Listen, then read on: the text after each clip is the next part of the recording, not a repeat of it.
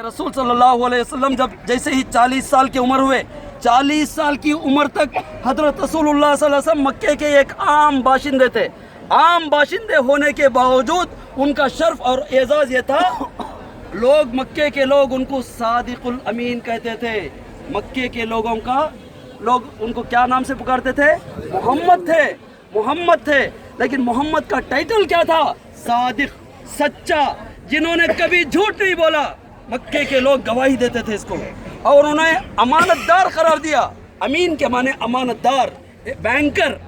جس طرح بینک میں آپ لاکر میں لے جا کر چیزیں رکھتے ہیں سیفٹی اور سیکیورٹی کے ساتھ، اس طرح لوگ اپنے پیسے کو، مال متاع کو، اپنے جو بھی چیزیں ہوتی تھی سب لے کر رسول اللہ صلی اللہ علیہ وسلم کے جو کہ ابھی پیغمبر نہیں بنے تھے، محمد کے پاس لا کر بطور امانت رکھا کرتے تھے۔ اور ایسے امانت دار اور ایسے سچے انسان نے جب اللہ کے حکم سے اعلان کیا لا الہ الا اللہ محمد الرسول اللہ، اللہ ایک ہے، اللہ کے سوا کوئی عبادت کے لائق نہیں، اللہ کے سوا کوئی تعریف کے قابل نہیں، جیسے ہی یہ کہا، لوگوں نے کہا اے صادق تم کذاب ہو، تم جھوٹے ہو، اب تک تم سچے تھے۔ جیسے ہی تم نے ہمارے باپ داداؤں کے دین کو برا بھلا کہا، ان بتوں کو خانہ کعبہ سے نکالنے کی بات کی، تو آج تم سب سے بڑے کذاب، جھوٹے ہو، اور تم سب سے بڑے خیانت دار ہو، امانت میں خیانت کرنے والے ہو۔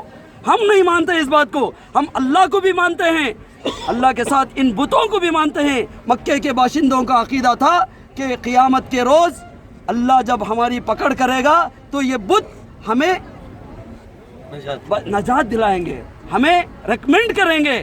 یہ نظریہ ہوتا ہے۔ آج بھی یہی لوگ ہمارے گھروں میں نظریہ رکھے ہوئے ہیں کہ ہم اللہ کے پاس ڈائریکٹ نہیں جا سکتے، اس لیے انڈائریکٹلی فلاں فلاں فلاں فلاں کے ذریعے سے ہم جانا چاہتے ہیں۔ یہ اللہ کے لیے بات صادق نہیں آتی ہے۔ یہ بات دماغوں سے نکال دیجئے، اپنے گھروں سے نکال دیجئے، اپنے خاندانوں سے ان باتوں کو، غیر غلط باتوں کو، رسوم و رواج کو، پرانی باتوں کو، باپ داداؤں کے دین کو پکڑ کے نہیں چلیے، بلکہ اللہ اور اس کے رسول صلی اللہ علیہ وسلم کے طریقے کو، ان کی شریعت کو، ان کے دین کو پکڑ کر جائیے۔ جو اللہ نے بتایا، اللہ کے رسول صلی اللہ علیہ وسلم نے بتایا، جس کو صحابہ کرام نے انجام دیا، اس پر عمل کرنا ہی ہماری کامیابی ہوگی۔ جیسے ہی حضرت رسول اللہ صلی اللہ علیہ وسلم نے اعلان کیا لا الہ الا اللہ، سب سے پہلا لفظ تھا لا، لام الف لا کے معنی کیا بولیے؟ ہمارے طرف کا LAW لا ہے نہیں، کورٹ کچہری میں جاتے نہیں، قانون لا، اسی لام الف لا سے وہ LAW لا بنا ہے۔ لا ایک مرتبہ پولیس والے نے ابھی ہماری پلاننگ تھی زیارتوں کے لیے، الگ جگہ سے ایک ڈائریکشن میں وہ بولنے کا تھا، مجھے مس ہو گیا۔ وجہ کیا تھی؟ ہماری پلاننگ کو پولیس والا کھینچی چلا دیا، نہیں بس موڑو ادھر جاؤ بولے۔ دیکھا نہیں آپ نے یو ٹرن کیسا لے لیا اس نے، فوراً سیدھا آتے تو ہمیں بہت ساری چیزیں ہوتی تھی۔ تو جیسے ہی لا الہ الا اللہ کہا، کافروں نے کہا لا، ہماری انگلی کٹ سکتی ہے، جھک نہیں سکتی، ہماری گردن کٹ سکتی ہے، گردن جھک نہیں سکتی۔